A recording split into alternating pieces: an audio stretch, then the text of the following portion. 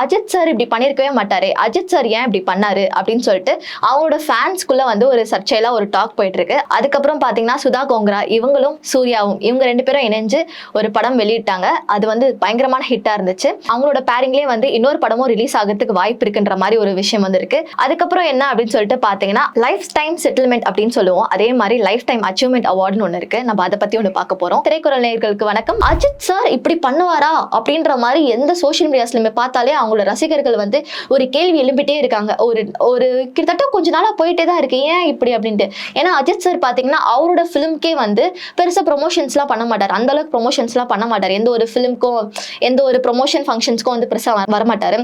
அந்த மாதிரி இந்த ஒரு மனுஷன் அவரோட ரேசிங்காக வந்து கேம்பா அப்படின்ற ஒரு பிரெவரேஜ், இந்த ஒரு ட்ரிங்கிங், இந்த ஒரு சாஃப்ட் ட்ரிங்க் கம்பெனிக்கு வந்து ப்ரொமோஷன்ஸ்க்கு வராரு. அவரோட ரேசிங்லாம் வந்து அவரோட ட்ரெஸ்லாம் வந்து அந்த டேக் போட்டிருக்காங்க அப்படின்னு சொல்லலாம். ஆனா ஒரு பக்கம் இது ஃபிலிம் இண்டஸ்ட்ரியில அவர் ப்ரொமோஷன்ஸ் பண்ணல அப்படின்னா ரேசிங்ல இதெல்லாம் பண்றாரு என்ன அப்படின்னு சொல்லிட்டு பாத்தீங்கன்னா என் பாயிண்ட் ஆஃப் வியூன்னு பாத்தீங்கன்னா he was a very good racer earlier before 20 years. 20 இயர்ஸ்க்கு அப்புறம் மறுபடியும் வந்து அவர் ரேசிங்குள்ள வந்திருக்காரு. 20 வருஷம் கழிச்சு ரேசிங்குள்ள வருது அப்படின்னும் போது எந்த அளவுக்கு வந்து ஒரு அவரோட இம்பார்ட்டன்ட் ரோல் எந்த அளவுக்கு இருந்திருக்கும், அவர் எந்த அளவுக்கு யோசிச்சிருப்பாரு. அதுக்கப்புறம் 20 இயர்ஸ் கழிச்சு வந்த பிறகு ப்ராக்டிஸ் பண்றதுக்கு ஒரு 9 months வந்து ஒரு பிரேக் எடுத்திருந்தாரு. 9 monthsக்கு அப்புறமும் வந்து கார் ரேசிங்குள்ள போய் has been winning an award, இதுல winning an thing அப்படிலாம் பார்க்கும்போது சரி ஓகே, அவரோட எய்ம்காக அவரோட பேஷனுக்காக அந்த மாதிரி பண்றாங்க அப்படின்னு ஒரு விஷயம் அப்படின்னு ஒரு விஷயம் பார்த்தாலும், இன்னொரு பக்கம் வந்து என்னடா இது அஜித் சார் இப்படி பண்ணுவார் நினைச்சு கூட பார்க்கலையே அப்படின்னா ஒரு கான்ட்ரவர்ஷியல் டாக் போயிட்டு இருக்கு. இதெல்லாம் தாண்டி அஜித்தோட அடுத்த படம் வந்து நாங்க வந்து பண்ண போறோம், வந்து ஸ்டார்ட் பண்ண போறாங்க டைரக்ஷன்ஸ், அதாவது மூவி ப்ரொடக்ஷன் வந்து ஸ்டார்ட் பண்ண போறோம் அப்படின்னு சொல்லியிருக்காங்க. அஜித் சாரோட அடுத்த படத்துக்காக எல்லாருமே அவளா வெயிட் பண்ணிட்டு இருப்போம்னு நினைக்கிறேன். ஏன்னா இப்போ நடுவில் வந்து அவரோட படங்கள் எதுவுமே வராத மாதிரி இருக்கு. ஸோ இப்போ வரப்போற படம் எந்த அளவுக்கு இம்பார்ட்டன்ஸ் கொடுக்கும்னு தெரியல. இதோட டைரக்ஷன் யாருன்னு பாத்தீங்கன்னா அதிக் ரவிச்சந்திரன், இவர் வந்து தான் சொல்றாங்க, இவர் தான் வந்து டைரக்ஷன் பண்றாங்க அப்படின்னு சொல்லியிருக்காங்க. இதுக்கு முன்னாடி இவர் பண்ண படம் வந்து பாத்தீங்கன்னா குட் பேட் அக்லி, அதே அஜித் படத்துக்கு டைரக்ஷன் பண்ணியிருக்காரு. அதுக்கப்புறம் அதுக்கு முன்னாடி பாத்தீங்கன்னா த்ரிஷாலனா நயன்தாரா இந்த படத்துக்கு வந்து டைரக்ஷன் பண்ணியிருக்காரு இவரு. ஸோ இந்த படம் எப்படி இருக்கும்னு தெரியல, பார்க்கலாம். இந்த மாதிரி டைரக்ஷன், மூவிஸ், ப்ரொடக்ஷன்ஸ் இந்த மாதிரிலாம் பேசிட்டு இருக்கும் போது இன்னொன்று ஒரு விஷயம் ஞாபகம் வந்துச்சு. என்ன அப்படின்னு பார்த்தீங்கன்னா ஜெயிலர் படம். ஜெயிலர் படம் 2 வந்து எப்போ ரிலீஸ் ஆகும், அதோட வேலைகள் எந்த மாதிரி போயிட்டு இருக்கு அப்படின்னு பார்த்தீங்கன்னா அது வந்து ஒரு கடைசி ஸ்டேஜ்ல இருக்கு அப்படின்னு சொல்லியிருக்காங்க. ரஜினிகாந்த் சார் வந்து கேரளாக்கு போப்பாரு. படத்தோட போஸ்ட் ப்ரொடக்ஷன், அதாவது படத்தோட கடைசி விஷயங்கள்லாம் வந்து ரஜினி சார் வச்சு எடுக்க போற ஒரு விஷயம், அதனால கேரளாக்கு போயிருக்காங்க அப்படின்னு சொல்றாங்க. ஸோ ஹோப்ஃபுல்லி பாப்போம், ஃபைனல் ஸ்டேஜ்னு சொல்றாங்க. ஜெயிலர் 2 எப்படி இருக்க போகுதுன்னு தெரியல. ஏன்னா ஜெயிலர் 1 வந்து பாத்தீங்கன்னா யோகி பாபுலாம் வந்து ஃபினாமினல் ஆக்டர், ஃபினாமினல் காமெடி. ஒரு சின்ன சின்ன விஷயமே ஏதாவது சொல்றோம் பாத்தீங்களா, ரொம்ப சகஜமா தான் பேசிட்டு இருப்போம். அது பேசும்போது டக்குன்னு ஒரு கவுண்டர் கொடுத்து ஒரு மாதிரி எல்லாரையும் சிரிக்க வச்சிருவாரு யோகி பாபு. அந்த மாதிரி ஒரு விஷயம் போயிட்டு இருக்கும். சரி, இதெல்லாம் ஓகேப்பா, சினிமா அப்டேட்ஸ் நிறைய அப்டேட் சொல்லியாச்சு, எல்லாம் ஓகே. எல்லாருமே என்னென்ன விஷயங்களுக்குலாம் வந்து அடாப்ட் பண்ணுவாங்க, வளர்ப்பாங்க, அப்படிலாம் ஒரு விஷயம் இருக்கும்ல. அப்படிலாம் ஒரு விஷயம் பார்த்துட்டு இருக்கும்போது யானையை யாராச்சும் அடாப்ட் பண்ணுவாங்களா? அதெல்லாம் அடாப்ட் பண்ணுவாங்க. அதெல்லாம் நிறைய பேர் இருக்காங்க. நீங்க சொல்லலாம், நானும் சொல்லுவேன். ஏன்னா இப்ப பார்த்து தான் நான் தெரிஞ்சுக்கிட்டேன். என்னன்னு பாத்தீங்கன்னா சிவகார்த்திகேயன் வந்து வண்டலூர் ஜூல இருக்க வந்து ஒரு யானை குட்டியை வந்து நான் அடாப்ட் பண்ணிக்கிறேன் அப்படின்ற மாதிரி சொல்லியிருக்காராம். அதுக்கான ஃபுட்டு, அதுக்கான கேர் எல்லாமே நான் வந்து பாத்துக்கிறேன், ஃபுல் அண்ட் ஃபுல் அதை நான் டேக் கேர் பண்ணிக்கிறேன், அதுக்கான ஸ்பான்சரே நான் பண்றேன் அப்படின்ற மாதிரி சொல்லியிருக்காங்க. இப்பதான் தெரிஞ்சது, அதை பத்தி பார்த்துட்டே இருக்கும் போது தெரிஞ்சது. அதுக்கு போன வருஷம் வந்து சிங்கத்துக்கும் புலிக்கும் வந்து, சிங்கத்துக்கும் டைகருக்கும் வந்து இந்த மாதிரி அவர் ஆஃபர் பண்ணியிருந்தாராம், அந்த மாதிரி ஃபுட் அண்ட் கேர் வந்து நான் பாத்துக்கிறேன் அப்படின்னு சொல்லிட்டு. சைட் பை சைட் ஒரு ஆக்டர்ஸும் ஒரு ஹீரோயின்ஸும் ஏதோ ஒரு விஷயங்கள் வந்து ஒரு சர்ச்சையெல்லாம் பண்ணிட்டு தான் இருக்காங்க. பர்சனல் லைஃப்னு பார்க்கும்போது ஒரு பக்கம் ஸ்மூத்தா தான் போயிட்டு இருக்கு. சினிமாக்குள்ளன்னு வரும்போது தான் அதை பத்தின ஒரு ரூமர்ஸ் ஒரு பக்கம் போயிட்டு இருக்கு. பொலிட்டிக்கல்னு பார்த்தா அதை பத்தி ஒரு ரூமர்ஸ் ஒன்று போயிட்டு இருக்கு. பொலிட்டிக்கல்னு பேசும்போது இன்னொரு விஷயம் ஞாபகம் வந்துச்சு, ஜனநாயகன் இந்த படத்தோட ஹியரிங் வந்து இன்னைக்கு தான் சொல்லியிருக்காங்க. ஸோ அதை பத்தி தான் வந்து போயிட்டு இருக்கு. மார்னிங் 11:30 வந்து இந்த ஹியரிங் ஸ்டார்ட் ஆகும் அப்படின்னு சொல்லியிருக்காங்க. So first phase of hearing வந்து முடிஞ்சிருந்தது. இன்னைக்கு இந்த சென்ஸ் இப்போ Jan 20 ஆமா Jan 20.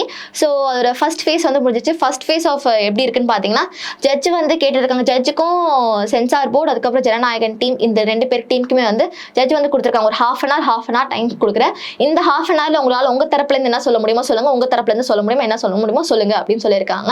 So sensor board team வந்து என்ன சொல்லியிருக்காங்கன்னு பார்த்தீங்கன்னா நாங்கள் Jan 6 வந்து ஒரு சில பாகங்கள்லாம் எடுக்க சொல்லிட்டு திருப்பி வந்து ரிவைஸ் கம்யூனிட்டிக்கு வந்து நாங்கள் கொடுக்கணும் அப்படின்னு சொல்லிட்டு சொல்லியிருக்காங்க. அப்படின்ற ஒரு விஷயம் நாங்கள் முன்னாடி இன்டிமேட் பண்ணிட்டோம் அந்த ப்ரொடக்ஷன் டீமுக்கு வந்து சொல்றாங்க.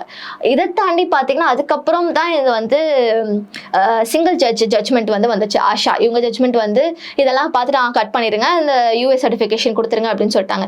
அதுக்கப்புறம் தான் அப்பீல் பண்ணாங்க. அப்பீல் பண்ணது ஏன் அப்படின்னு பார்த்தீங்கன்னா நாங்கள் ஆல்ரெடி முன்னாடி இன்டிமேட் பண்ணியிருக்கோம், ஏன் இந்த மாதிரி வந்து ஒரு ஜட்ஜ்மெண்ட் கொடுத்துருக்காங்க அப்படின்னு சொல்லிட்டு ஒரு அப்பீல் பண்ணியிருக்காங்க. இந்த ஒரு விஷயங்கள்லாம் போயிட்டு இருக்கும் போது இங்கே ஆக்சுவலி ஒரு பாயிண்ட் என்ன அப்படின்னு சொல்லிட்டு பார்த்தீங்கன்னா, ஜனநாயகன் வந்து எதுக்காக இப்படி வந்து ஒரு நீங்க கட்ஸ் கொடுத்துருக்கீங்க, அதை நாங்கள் எடுக்கிறோம் அப்படின்னு சொல்லிட்டோம், அதுக்கப்புறமும் எதுக்கு வந்து ரிவைஸ் கமிட்டிக்குள்ள போகணும், எதுக்கு வந்து பாஸ் கொடுத்துருக்கீங்க அப்படின்னு சொல்லிட்டு ஜனநாயகன் டீம்ல இருந்து கேட்டிருக்காங்க. அதே தான் வந்து ஜட்ஜஸும் கேட்டிருக்காங்க, ஏன் இப்படி வந்து இது பண்ணிருக்கீங்க, அவங்க தான் வந்து யூஎஸ் சர்டிஃபிகேஷன் கொடுத்து ரிலீஸ் பண்ணணும்னு சொல்லிட்டாங்களே, அப்புறம் எதுக்கு ஸ்டாப் பண்ணிருக்கீங்க, முதல்ல அந்த 5 பேர் கொண்ட குழு யாரு, அந்த ரிவிஷன் டீம்னு சொல்லிட்டு ஒன்று சொல்றீங்கல்ல, அந்த 5 பேர் கொண்ட குழு யாரு, அவங்க வந்து இந்த சென்சார் போர்டுக்குள்ள தான் இருக்காங்களா, இவங்க இருக்காங்க அப்படின்னா அதெல்லாம் ஆல்ரெடி பார்த்தாச்சுல, அப்புறம் எதுக்கு வந்து மறுபடியும் ஒரு கமிட்டி வச்சு இது பண்ணணும்னு சொல்றீங்க. இந்த மாதிரி நிறைய 2-3 கேள்விகள்லாம் கேட்டிருக்காங்க. சென்சார் போர்டுல இருந்து ஏதோ சமாளிச்சிருக்காங்க. அவங்களும் அந்த ரிவிஷன் கமிட்டியும் வந்து எங்களோட இதுதான் அவங்களோட பார்த்தாச்சு, பட் அதுல இருந்து ஒரு சில விஷயங்கள் வந்து தவறா இருக்கு அப்படின்னு சொல்றாங்க, அதனால நாங்க திருப்பியும் வந்து ரிவிஷன் கமிட்டிக்குள்ள கொடுக்கணும், மறுபடியும் ஒரு 20 நாள் ஆகும் அப்படின்ற ஒரு கான்ட்ரவர்ஷியல் டாக் போயிட்டு இருக்கு. ஜட்ஜும் வந்து இந்த மாதிரி கேட்டிருக்காங்க, எதுக்கு அந்த 5 பேர், எதுக்கு யாரு முதல்ல நீங்க எதுக்கு இந்த மாதிரிலாம் பண்ணிக்கிட்டு இருக்கீங்க அப்படின்னு கேட்கும்போது, இல்ல சினிமா துறைன்னு வந்துட்டா சினிமாட்டோகிராஃபின்னு வரும்போது இந்த ஒரு set of rules and sections இருக்கு, இதை வந்து நாங்க ஃபாலோ பண்ணோம் அப்படின்ற மாதிரி சொல்லியிருக்காங்க. ஃபர்ஸ்ட் ஆஃப் முடிஞ்சிருச்சு. செகண்ட் ஆஃப் பாத்தீங்கன்னா என்ன ஆக போகுதுன்னு தெரியல. ஆஃப்டர்நூன் 2:30க்கு மேல தான் வந்து ஹியரிங் அப்படின்னு சொல்லியிருக்காங்க. ஸோ அதை பத்தின டாக்லாம் போயிட்டு ஈவினிங் தான் தெரிய வரும் என்ன நடக்க போகுதுன்னு சொல்லிட்டு. ஸோ பாப்போம் என்னென்ன அப்டேட்லாம் வருதுன்ட்டு. என்ன அவார்டு இப்போ ஏதோ சொன்னியே, லைஃப் டைம் அச்சீவ்மெண்ட் அவார்டு அப்படின்னு சொல்லிட்டு பார்த்தீங்கன்னா என்னன்னா பத்மபாணி அவார்டு அப்படின்னு சொல்லிட்டு ஒன்று சொல்றாங்க. அது எதுக்கு கொடுக்குறாங்க, யாருக்கு கொடுக்குறாங்கன்னு பார்த்தீங்கன்னா, இது வந்து நம்ம இளையராஜா சாருக்கு வந்து கொடுக்குறாங்க. எந்த இடத்துல கொடுக்குறாங்க அப்படின்னு பார்க்கும்போது, இது வந்து மகாராஷ்டிரால ஒரு ஈவெண்ட் நடத்துறாங்க. இந்த ஈவெண்ட் வந்து 8 நாளைக்கு நடத்துறாங்க. இந்த ஈவெண்ட் வந்து ஆல் ஓவர் குளோபல் வைஸ் வந்து நடத்துறாங்க அப்படின்னு சொல்லிட்டு சொல்றாங்க. இங்க வந்து இந்தியன் ஃபிலிமாஸ் இருக்கட்டும், அதுக்கப்புறம் ஷார்ட் ஃபிலிமா இருக்கட்டும், மூவிஸா இருக்கட்டும், சாங்கா இருக்கட்டும், எல்லாமே வந்து நிறைய பார்த்து அதுக்கான அவார்ட்ஸ்லாம் கொடுக்க போறாங்க. பெஸ்ட் ஆக்டர் யாரு, பெஸ்ட் ஆக்ட்ரஸ் யாரு, பெஸ்ட் ஷார்ட் ஃபிலிம் என்ன அப்படின்னு சொல்லிட்டு ஒரு அவார்ட்லாம் கொடுக்க போறாங்க. இதெல்லாம் கொடுக்குறாங்களே இவங்களாம் யார் அப்படின்னு சொல்லிட்டு பார்த்தீங்கன்னா, இது வந்து Ajanta Ellora international film festival அப்படின்னு சொல்றாங்க. இந்த ஃபிலிம் ஃபெஸ்டிவல் வந்து ரொம்ப பிரம்மாண்டமா நடத்தக்கூடிய ஒரு விஷயம். 8 நாளுக்கு நடத்த போறாங்க. எப்பன்னு பார்த்தீங்கன்னா ஜான் 28 இருந்து ஃபெப் 4 வரைக்கும் நடத்த போறாங்க. இதுல வந்து முக்கியமான நிறைய பேர் வந்து பங்கெடுக்கிறாங்க அப்படின்னு சொல்றாங்க. இது வந்து கேஷ் பிரைஸும் இருக்கு அப்படின்னு சொல்றாங்க. சரி, இது என்ன அவார்டு, பத்மபாணி அவார்டு அப்படின்னு சொல்றாங்களா, இது என்ன அப்படின்னு சொல்லிட்டு பாத்தீங்கன்னா, ஸோ பத்மான்னு வந்தாலே எல்லாருக்குமே தெரிஞ்சிருக்கும், ஒரு ஈக்குவலான ஒரு பத்மபூஷன் அந்த மாதிரியான ஒரு ரெப்ரசென்ட் பண்ற மாதிரி ஒரு அவார்ட். ஸோ இளையராஜா பத்தி நம்ம சொல்லணும்னா ஆல்ரெடி வந்து he has been working for 5 decades, அந்த கிட்டத்தட்ட ஒரு 50 வருஷமா வந்து சினி இண்டஸ்ட்ரிக்குள்ள இருக்காரு. அவர் இது வரைக்கும் நிறைய அவார்ட்ஸும் வாங்கியிருக்காரு. இந்த அவார்டும் வந்து இப்போ வாங்க போறாரு, இவருக்கு வந்து விருதளிக்க போறாங்க அப்படின்னு சொல்றாங்க. அரௌண்ட் ஒரு ஈவினிங்ல ஒரு மினி செர்மனி மாதிரி வச்சு அந்த செர்மனில வந்து இவருக்கு அவார்ட் கொடுக்க போறாங்க அப்படின்னு சொல்லியிருக்காங்க. இதுக்கு முன்னாடி வந்து அவர் பத்ம விபூஷன் இந்த அவார்டு வந்து வாங்கியிருக்காரு. ஸோ இந்த அவார்ட்லாம் கொடுத்துக்கிட்டே இருக்காங்க இவருக்கு. இது ஒரு he is actually been a well recognized person. So அவருக்கும் இந்த அவார்ட் கொடுக்குறாங்க. இந்த மாதிரி ஒரு பிக்கஸ்ட் செர்மனி ஒன்று போக போகுது. ஸோ பார்க்கலாம் அதோட அப்டேட்ஸும் என்னென்ன வருதுன்னு சொல்லிட்டு. இது பிளஸ் கேஷ் ப்ரைஸும் இருக்கு அப்படின்னு சொல்றாங்க. இது நிறைய வந்து யங்ஸ்டர்ஸுமே வந்து அவங்களோட டேலண்ட்டை வந்து காமிக்கலாம். பெஸ்ட் ஷார்ட் ஃபிலிம்ஸாக இருக்கட்டும், ஃபிலிம்ஸாக இருக்கட்டும், சிங்கிங்காக இருக்கட்டும், யங்ஸ்டர்ஸ் வந்து அவங்களோட டேலண்ட்ஸை வந்து நிரூபிக்கலாம் அப்படின்ற மாதிரி சொல்லியிருக்காங்க. ஸோ இந்த அவார்ட் ஃபங்க்ஷன் வந்து மிகஸ்ட் ஒரு ஃபிலிம் ஃபெஸ்டிவலோ ஒரு ஃபிலிம் ஃபங்க்ஷனாக இருக்கும் அப்படின்னு சொல்லிட்டு சொல்றாங்க. அடுத்து என்ன அப்படின்னு சொல்லிட்டு பார்த்தீங்கன்னா, சுதா கோங்கரா சூர்யா இவங்களோட இணைப்பு. இவங்க சுதாவை பத்தி இவங்க சொல்லவே தேவையில்ல. இவங்க வந்து இப்போ இருக்க கரண்ட் டைம்ல வந்து ஒரு ஃபீமேல் டைரக்டர் வைஸ் பார்த்தீங்கன்னா ஒரு லீட் பயங்கரமா கொடுத்துட்டே இருக்காங்க. இறுதி சுற்று இந்த படம் வந்து காமிச்சிருப்பாங்க. அதே மாதிரிதான் சூரரை போட்டலையும் எல்லா இப்போ வர ஃபிலிம்ஸ்ல வந்து ஃபீமேல்ஸ்க்கு வந்து ரொம்ப ஒரு இம்பார்ட்டன்ஸ் கொடுக்குறாங்க, லீடிங் ரோல் கொடுக்குறாங்க. பட் அப்பெல்லாம் பார்த்தீங்கன்னா ஒரு ஹீரோயின் ரோல் மாதிரி தான், ஜஸ்ட் ஒரு கேமியோ ரோல் மாதிரி வந்து ஒரு ஹீரோயின்ஸ்னா வந்து அந்த நளினம்லாம் இருக்கணும் அப்படின்ற மாதிரி வந்து காமிச்சிட்டு போவாங்க. ஜஸ்ட் ஒரு சாங்கா இருக்கும், அந்த சாங்ஸ்ல வந்து ஒரு ஃபீமேல் ஓரியன்டா ரொம்ப வந்து ஒரு மாதிரி இதுவா இருக்கும். பட் இவங்களோட இயக்கத்துல பார்க்கும்போது ஃபீமேல்ஸ்க்குலாம் வந்து பயங்கரமா இம்பார்ட்டன்ஸ் கொடுத்துருப்பாங்க. அவங்க ரோல்ஸ்க்கு வந்து நிறைய எமோஷன் கொடுத்துருப்பாங்க. சச்ச ஒரு போல்ட் நரேஷனா இருக்கும். ஸோ இவங்களோட இணைப்புல வந்து சூர்யா வந்து அடுத்த ஒரு படத்துக்கு வரதுக்கு வாய்ப்பு இருக்கு அப்படின்னு சொல்றாங்க. சூர்யா இவங்களோட இணைப்புன்னு ஒரு பக்கம் பேசிட்டு இருக்கும் போது இப்பதான் ஒரு குட்டியான இன்ஃபர்மேஷன் கேள்விப்பட்டோம். என்ன அப்படின்னு சொல்லிட்டு பாத்தீங்கன்னா, பராசக்தி படம் இப்போ ஆல்ரெடி ரிலீஸ் ஆகி ஒரு கிட்டத்தட்ட ஒரு 10 to 12 days கிட்ட ஆயிட்டு இருக்கு. இதுக்கு முன்னாடி பாத்தீங்கன்னா பராசக்திக்கு பதிலாக சுதாவும் சூர்யாவும் வந்து ஒரு படம் வந்து தேர்ந்து பண்ணலாம் அப்படின்னு சொல்லிட்டு பண்ணிருக்காங்க. புறநானூறு, இந்த புறநானூறுன்ற ஒரு படத்தை வந்து சுதாவும் அதுக்கப்புறம் சூர்யாவும் சேர்ந்து இணைந்து இந்த படத்தை இது பண்ணலாம் அப்படின்னு சொல்லிட்டு பாத்திருக்காங்க. பட் பாத்தீங்கன்னா 2 பேருக்குமே வந்து ஒரு கான்வர்சேஷன் இந்த படத்தை பத்தி பார்க்கும்போது போது ஒரு கான்வர்சேஷன் அந்த அளவுக்கு வரல, ஒரு ஏற்றத்தாழ்வமா போயிட்டு இருந்தது. ஸோ இந்த படம் இப்போதைக்கு வேணாம் அப்படின்னு சொல்லிட்டாங்க. அதை வந்து ரீப்ளேஸ் பண்ற மாதிரி தான் வந்து சிவகார்த்திகேயன் வந்திருக்காரு. படம் பேரும் மாத்திருக்காங்க அப்படின்னு சொல்றாங்க, பராசக்தியா வந்திருக்கு. அதனால வந்து நிறைய வந்து ரோல் வந்து டிஃபரன்ஸ் பண்ணியிருக்காங்க அப்படின்னு சொல்றாங்க. இதுக்கப்புறம் வந்து இந்த சுதாவும் சூர்யாவும் சூர்யாக்கான 48வது படமா இவங்க 2 பேரும் இணைஞ்சு ஒரு படம் பண்ணலாம் அப்படின்ற மாதிரி ஒரு கன்ஃபர்மேஷன்ஸ் மாதிரி கொடுத்துருக்காங்க. ஸோ ஹோப்ஃபுல்லி பார்ப்போம். இவங்க 2 பேரும் இயக்கத்துலன்னு வரும்போது அவங்களோட ஃபிலிமிங்கும் அவங்களோட ஆக்டிங்குமே வந்து சூப்பரா இருக்குன்னு சொல்லலாம். அடுத்து ஒரு படம் வருதுன்னா எல்லாருக்குமே வந்து ஒரு வெயிட்டிங்கான ஒரு விஷயம் தான். அதுக்கப்புறம் என்ன அப்படின்னு சொல்லிட்டு பாத்தீங்கன்னா, சூர்யாவை பத்தி பேசிட்டே இருக்கும்போது கருப்பு படம், இந்த படம் எப்பதான் ரிலீஸ் ஆகும் அப்படின்னு சொல்லிட்டு வெயிட் பண்ணிட்டு இருந்தாங்க. இது வந்து சூர்யாவோட 45வது படம். இந்த படம் எப்போ ரிலீஸ் ஆகும் ஏதுன்னு சொல்லிட்டு நிறைய பேர் வந்து ஆர்ஜே பாலாஜி எங்க போனாலும் சரி, சூர்யா எங்க போனாலும் சரி கேட்கக்கூடிய ஒரே விஷயம் வந்து இந்த படம் எப்போ ரிலீஸ் ஆகும், ரிலீஸ் பண்ணுவீங்களா மாட்டீங்களா, பொங்கலுக்கு ரிலீஸ் ஆகும்னு நினைச்சோம், பார்த்தா பொங்கலுக்கும் ரிலீஸ் ஆகல, ரிப்பப்ளிக் டே ரிலீஸ் ஆகும் அப்படின்னு பாக்குறீங்களா, அதுக்கும் இல்லை அப்படின்ற மாதிரி வந்து எல்லாத்துக்குமே வந்து இல்லைன்னே சொல்லிட்டு இருக்காங்க. ஸோ இந்த படம் வந்து ரொம்ப வந்து வரவேற்பு தரமான ஒரு விஷயம். எதுக்குன்னு பாத்தீங்கன்னா, ஹீரோயின் திரிஷாவும் இருக்காங்க. ஸோ சூர்யா அண்ட் திரிஷா இவங்க 2 பேரும் காம்பினேஷன்ல வந்து வந்த படங்கள், அப்ப வந்த படங்கள் ரெண்டுமே வந்து ஒரு பிளாக் பஸ்டர் ஹிட். 6 படமோ சொல்லலாம், மௌனம் பேசியதே சொல்லலாம். இந்த 2 படமே வந்து அவங்க 2 பேரும் காம்பினேஷன்ல வந்து சூப்பரா இருந்துச்சு.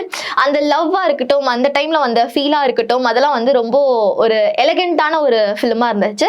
ஸோ கருப்பு இந்த படத்துல வந்து இந்த படத்துல வந்து ஒரு டிஃப்ரெண்டான ரோலா இருக்க போதுன்னு நினைக்கிறேன். அந்த ரொமான்ஸ், அந்த காதல் அதெல்லாம் ஒரு பக்கம் தாண்டி திரிஷாக்கும் சூர்யாக்கும் வந்து ஒரு டிஃப்ரெண்டான ரோல் இருக்க போதுன்னு நினைக்கிறேன். ஏப்ரல் அப்போ ரிலீஸ் ஆக வாய்ப்பு இருக்கு அப்படின்னு சொல்றாங்க.